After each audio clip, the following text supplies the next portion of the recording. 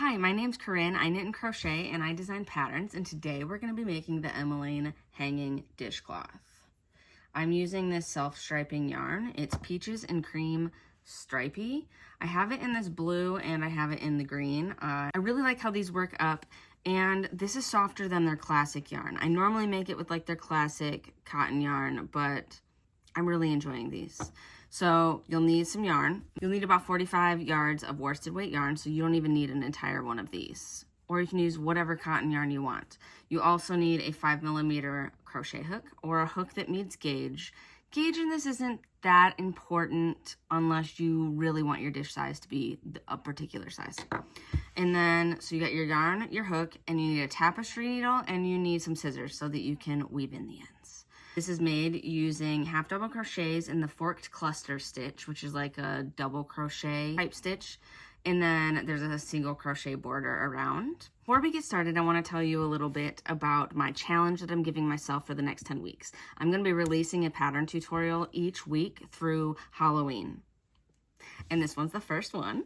Yep. The goal is to release like patterns I have in my like back catalog and get things out and get this channel moving, because I want to do this full time. So I'm challenging myself to release a video for the next 10 weeks, and let's see how that goes. Tune in. I know one of the weeks we're going to be doing a shawl that has the fork cluster. I love this stitch, guys. I love it so much. Okay, anyways, now let's get started.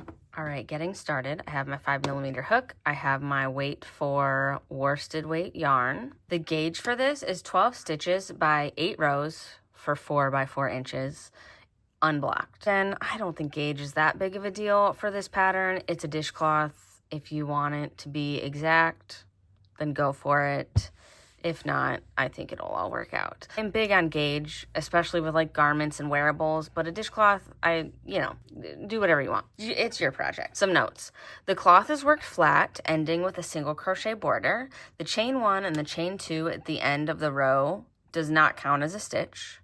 The forked cluster is our special stitch, and it's worked across 2 stitches. And when working a row 1, it will end with the second leg of a forked cluster in the final stitch and a double crochet, which will make more sense as we get going because it's a 2-row repeat pretty much. So there will be the beginning forked cluster and then the regular forked cluster, but we'll go over that once we start actually stitching the pattern. So to get started, let me pull some yarn. We're going to use our hook. We're going to make a slip knot.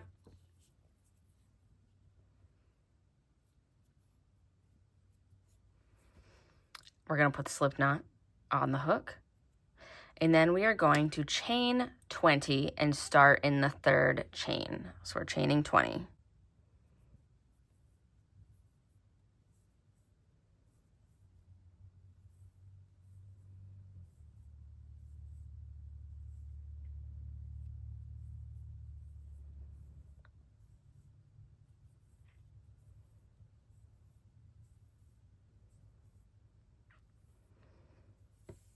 I have 20 chains, and I'm going to be working into the back loop of the chains for that starting row.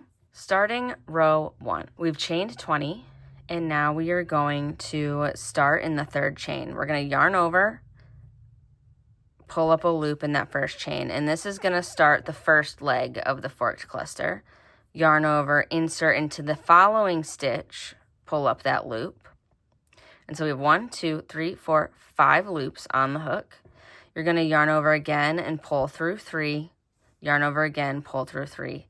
And that is our first forked cluster of the row, also known as the beginning forked cluster. And then to continue on, you'll yarn over again, and you're going to work into the same stitch as that last leg. So the first one was worked across 2 stitches, and the rest of them will be worked across 2 stitches as well. But you work in that same stitch that last stitch ended in. Yarn over, pull up a loop, yarn over, work into the next stitch, pulling up a loop, 5 loops on the hook. Yarn over, pull through 3, yarn over, pull through 3. And then we're going to repeat this again. Yarn over, insert into the same stitch, pull up a loop, yarn over, pull up a loop in the following stitch. yarn over, pull through 3, yarn over, pull through 3. And we're going to do this across until we get to that last stitch.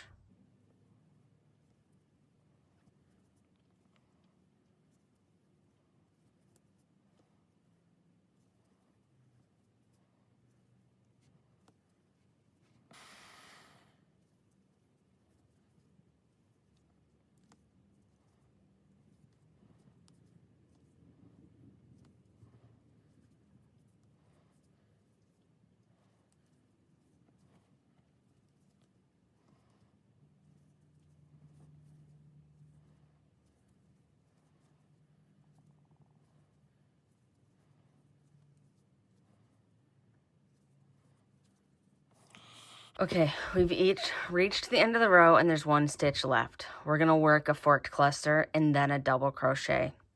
So yarn over, insert into that second to last stitch where the last forked cluster was left in. Finish the forked cluster into that last stitch. So that second leg is in that final stitch, and then we're going to double crochet into that last stitch as well.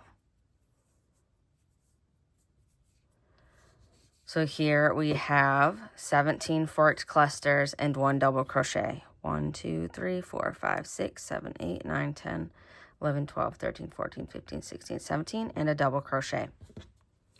From here, you will turn and chain 1. So row 2 is half double crochet across, turn and chain 2. So to half double crochet, we're going to yarn over, insert into the stitch, pull up a loop. You have 3 loops on the hook, and just yarn over, pull through all 3. Yarn over, insert hook, pull up a loop, yarn over, pull through 3, all the way across.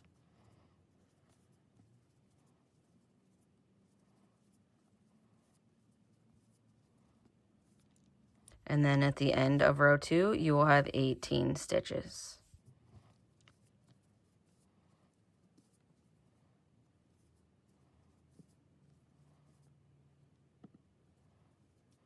We're at the end of the row, turn, chain 2 to prepare for row 3.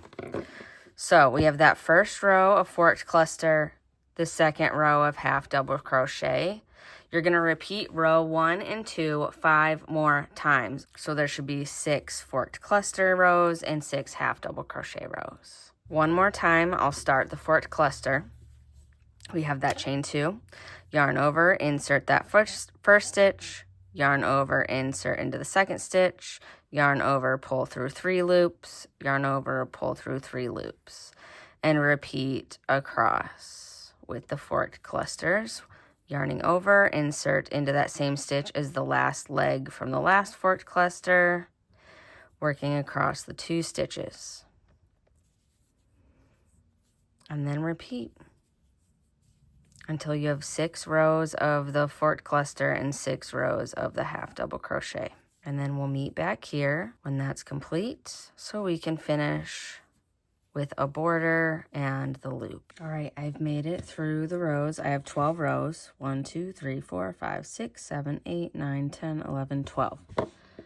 We have 12 rows, which is 6 sets of row 1 and 2. And now we're going to move on to the border. I'm at the end of row 12. You do not chain or turn. All we're going to do is kind of start to pivot, and we're going to single crochet evenly across that edge, and this edge. And when we get to the beginning of this row, this is where we'll make the hanging loop and finish the dishcloth. So I'm just going to turn. I'm going to actually work into that same stitch, just kind of into the side, but we're going to start single crocheting.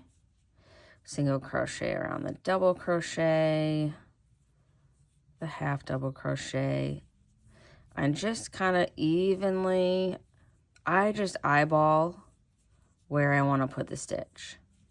So I'm doing one around that double crochet, I'm doing it around the half double crochet, and then between the half double crochet and the top of that forked cluster. So I'm doing about 3 single crochets per 2 rows.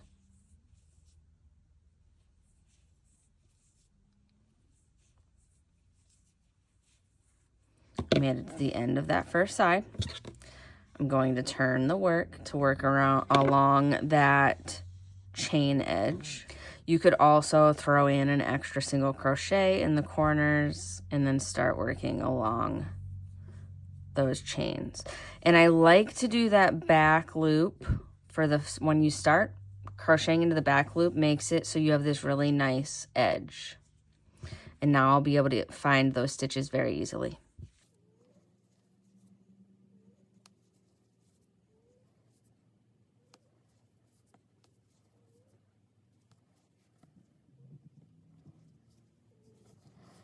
Start working along the other edge, and I'm going to start crocheting around the tail so I have one less thing to weave in. And kind of the same thing, do about 3 single crochets per 2 rows.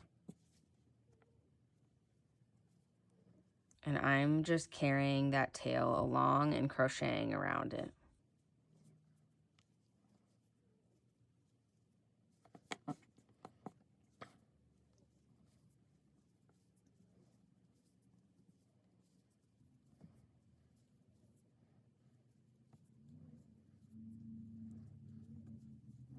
We've single crocheted across this edge, the bottom, and the other side. And so we're now at the beginning of row 12. We're going to chain 11 and then slip stitch into that first stitch of row 12. 1, 2, 3, 4, 5, 6, 7, 8, 9, 10, 11. So there's 11 chains. And then we're going to slip stitch into that first stitch of row 12. There, you can see the loop into row 12. And then from here, we can just cut this off and then sew in the end. We're gonna cut, and then you can finish it off, and then you can take your tapestry needle and sew that in. But once that's sewn in, you have your dishcloth.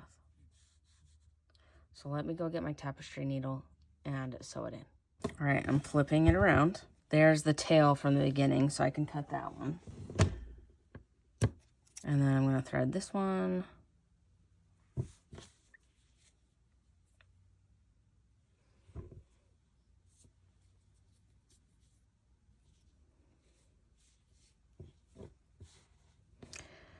And then I'm just going to weave in the end.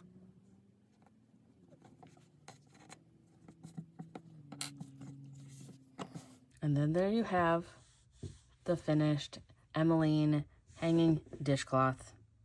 So cute. I love this stitch. It's so pretty. Anyways, thank you so much for hanging out with me and making this. I hope you love it. This is always done really well for me at markets, and this is one of the faster dishcloths, and I love how thick this stitch is because it does a really good job in the kitchen. Thanks for being here, and happy making.